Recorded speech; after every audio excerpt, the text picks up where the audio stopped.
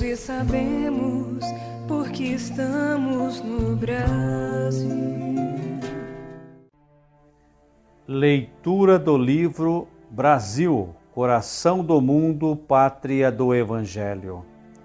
Pelo Espírito Humberto de Campos, pelas mãos de Chico Xavier. Capítulo 6. A civilização brasileira. Nas praias largas e fartas de Santa Cruz, floresciam cidades prestigiosas. Com o feudalismo das capitanias, as cidades modernas do litoral do Brasil conheciam já os seus primórdios, destacando-se entre todas os núcleos populosos de Salvador e de São Vicente, em vista das facilidades encontradas pelos colonizadores, com o auxílio dos caramurus e dos ramalhos que os haviam precedido na ação junto dos indígenas. Contudo, Portugal ainda não se decidira a destacar os seus elementos mais valorosos para os trabalhos da colônia, preferindo enviar-lhe criminosos e homens sem escrúpulos. Por toda parte, buscavam os naturais os recantos desconhecidos das florestas remotas, fugindo à escravidão e às torturas injustificáveis que lhes infligiam os homens brancos que eles um dia haviam acolhido com as mais altas expressões de fraternidade. O atrito das raças dava ensejo aos quadros mais dolorosos e mais lamentáveis. Tomé de Souza estava substituído por Duarte da Costa, que, como o primeiro governador-geral, trouxera também consigo alguns dos missionários concitados por Ismael ao novo apostolado nas florestas americanas. Por essa época, os franceses desejaram aproveitar a encantadora beleza da Baía de Guanabara e, estabelecendo aí uma feitoria nos mesmos sítios por onde se havia retemperado Gonçalo Coelho, nos primeiros anos decorridos após o descobrimento. Com a proteção do almirante Coligny, então favorito do rei Henrique II de França, Nicolau de Villeganon aporta a Baía Maravilhosa em 1555, fundando uma colônia da ilha de Sergipe, que tomou mais tarde o seu nome. Das árvores de Uruçumirim, que é hoje a praia elegante do Flamengo, os tamoios valentes contemplavam receosos a intromissão dos europeus na sua região privilegiada. Mas Villeganon, com a sua mentalidade religiosa e honesta, consegue captar a confiança dos naturais, concedendo-lhes o mesmo tratamento dispensado aos seus companheiros. Os indígenas recebem carinhosamente a orientação de Pai Colás, tornando-se devotados colaboradores da sua obra. Enquanto os franceses se vão apoderando da costa, Dom Duarte, na Bahia, observa os seus movimentos, impossibilitado de adotar quaisquer providências. A metrópole portuguesa não se digna de enviar à colônia distante os elementos necessários à sua conservação e defesa.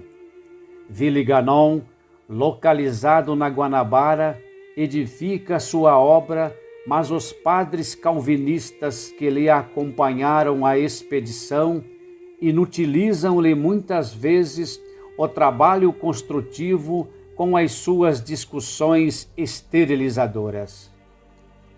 Em 1559, regressa à França no propósito de buscar recursos oficiais, sem jamais tornar ao Brasil, ficando os seus compatriotas abandonados na colônia nascente. Em 1557, havia assumido o governo geral de Santa Cruz, Mendes Sá, que combate sem tréguas a influência dos estrangeiros. Com a sua ação, expele os franceses do Rio de Janeiro, destruindo-lhes as fortificações. Mal, porém, se havia retirado o governador, voltaram os franceses dispersos a reassumir a sua posição na ilha de Sergipe, com o auxílio dos tamoios, reunidos a esse tempo na maior confederação indígena que já existiu em terras do Brasil, sob a direção de Cunhambebe, contra as perversidades dos colonizadores portugueses. O governador-geral reconhece a necessidade de fundar-se uma povoação que aí ficasse como sentinela da costa, a fim de eliminar os derradeiros resquícios das influências francesas. O grande projeto aguarda ensejo favorável para a sua concretização. Estácio de Sá, sobrinho do governador, é então incumbido de comandar uma guarnição que ali se conserva, defendendo o reduto. A povoação se reparte em pequenas guarnições de militares junto ao Pão de Açúcar e numa das numerosas ilhas do Golfo Esplêndido. Os franceses, todavia, unem-se aos índios e Estácio de Sá morre em 1567, sustentando essas guerras. O combate em tais circunstâncias assume proporções aspérrimas e rudes. Mendes Sá reúne todas as forças disponíveis nas cidades da colônia e ataca todas as fortificações que existiam onde hoje se localizam a Praia do Flamengo e a Ilha do Governador, obtendo a mais completa vitória sobre o inimigo, permitindo, porém, lamentavelmente, que aí se consumassem inauditas crueldades contra os vencidos. Os portugueses instalam, então, a cidade que fica definitivamente fundada no Morro de São Januário, mais tarde do castelo. Em homenagem ao mártir do cristianismo, recebeu a cidade o nome de São Sebastião, ficando outro sobrinho do governador na sua administração.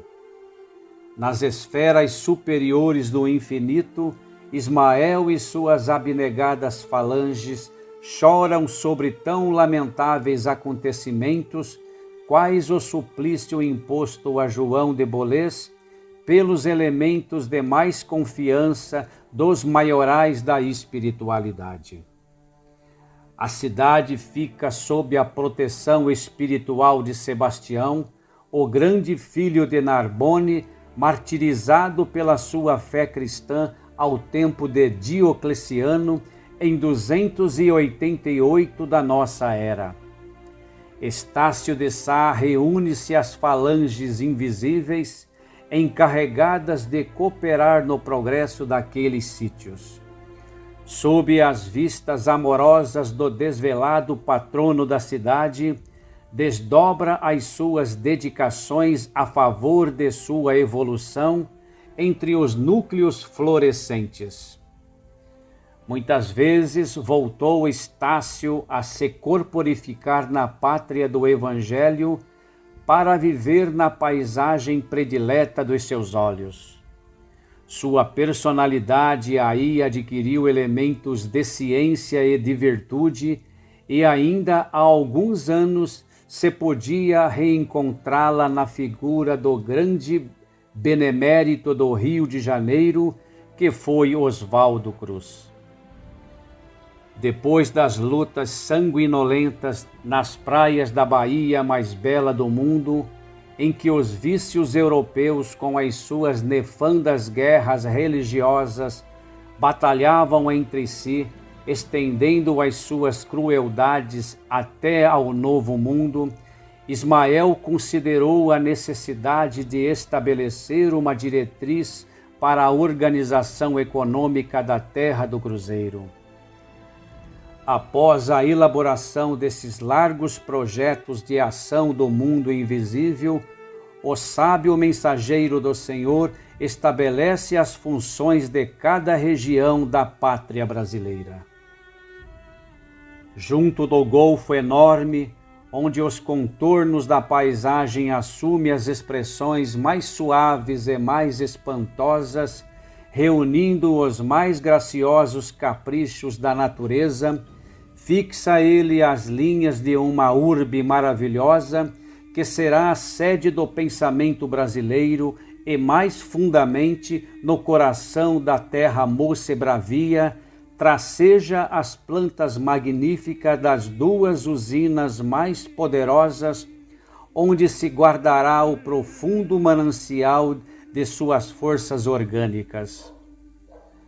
Os pontos de fixação dessas sagradas balizas são encontrados ao longo dos 600 quilômetros de extensão do Paraíba do Sul e nas cabeceiras do São Francisco, cuja corrente deverá lançar, pelo seu percurso de quase 3.000 quilômetros, todas as sementes da brasilidade mais pura.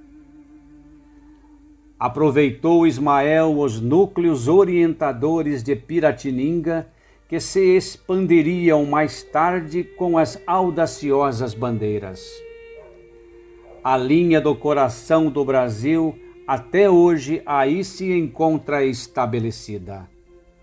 Ninguém pode negar a hegemonia da intelectualidade carioca e fluminense desde os tempos em que a cidade de São Sebastião se derramou do Morro do Castelo, invadindo as ilhas, absorvendo as praias extensas e elevando-se pelos outeiros vizinhos.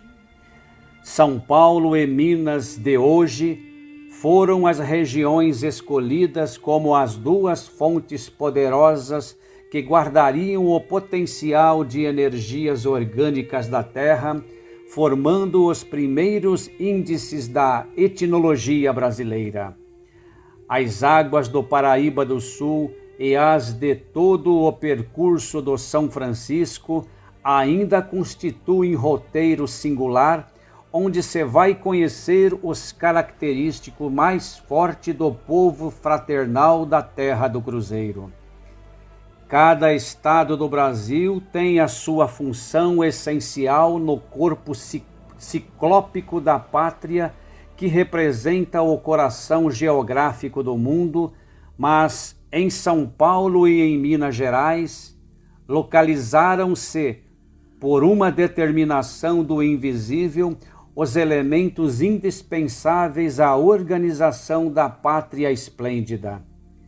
Ambos serão ainda por muito tempo as conchas da balança política e econômica da nacionalidade e os dínamos mais poderosos da sua produção.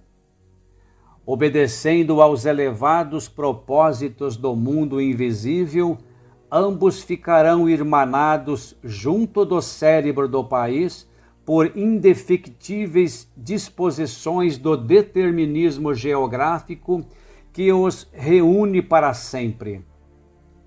Os espíritos infelizes e perturbados, inimigos da obra de Jesus, mas que serão um dia convertidos ao supremo bem pela sua infinita piedade, agem de preferência nos bastidores administrativos dos dois grandes estados brasileiros, provocando a vaidade dos seus homens públicos, levantando tricas políticas e conduzindo-os muitas vezes a lutas fratricidas e tenebrosas no sentido de atrasar os triunfos divinos do Evangelho no coração de todas as almas.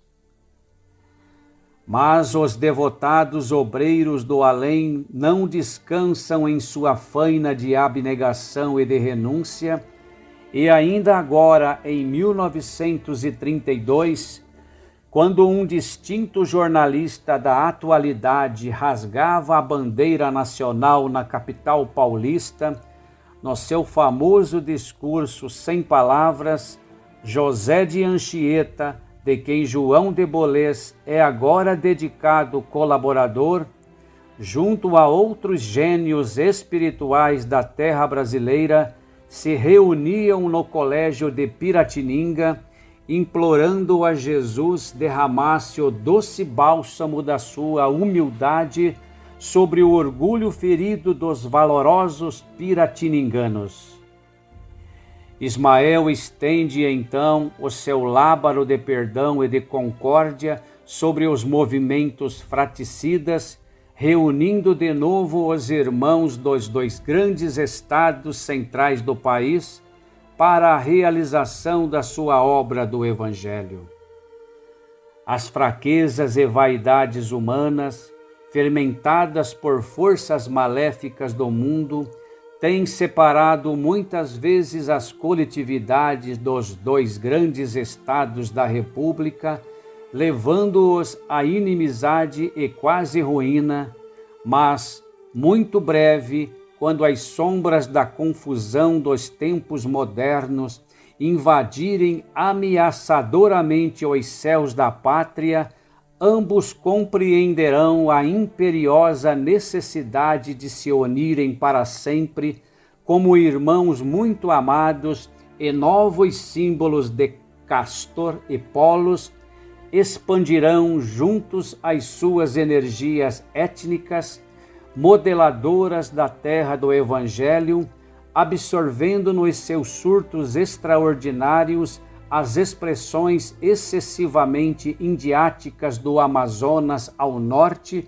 e as influências platinas nas planícies do Rio Grande, por cumprirem de mãos dadas os imperativos da sua grande missão histórica.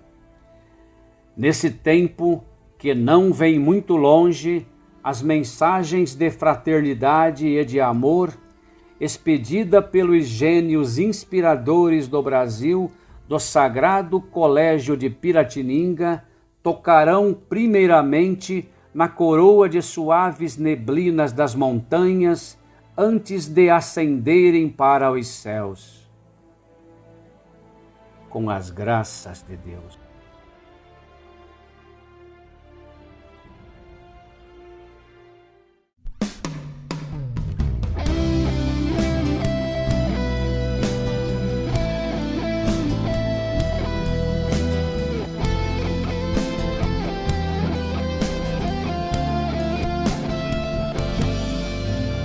Verde e amarelo são as cores da nação, escolhida por Jesus para trabalhar nessa missão de acender a luz do amor pro mundo sobre os braços de Ismael, descortinando o véu da vida espiritual. Cada um de nós persegue o sol da evolução, trabalhando bem em prol de uma reconstrução. Mas se seguirmos todos juntos numa mesma direção, seremos união dentro de um só coração. Brasil, coração do mundo, pátria do Evangelho, erga sua bandeira do amor. Brasil, coração do mundo, pátria do Evangelho, mostra o quanto é profundo seu valor. Brasil,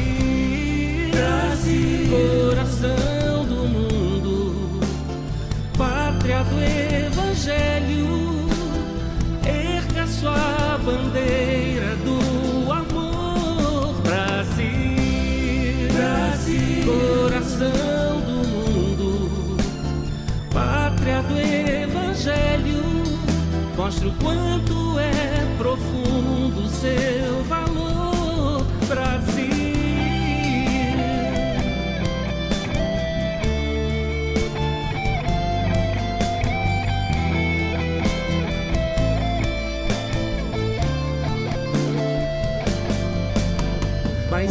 Seguirmos todos juntos numa mesma direção, seremos união dentro de um só coração. Brasil, Brasil, coração do mundo, pátria do Evangelho, erga sua bandeira do amor. Brasil, Brasil, coração do mundo, pátria do Evangelho, mostra o quanto é profundo seu valor. Brasil, Brasil, coração do mundo, pátria do Evangelho, erga sua bandeira do amor. Brasil, Brasil, coração do mundo, pátria do Evangelho, mostra o quanto é profundo seu valor. Brasil, oh, oh,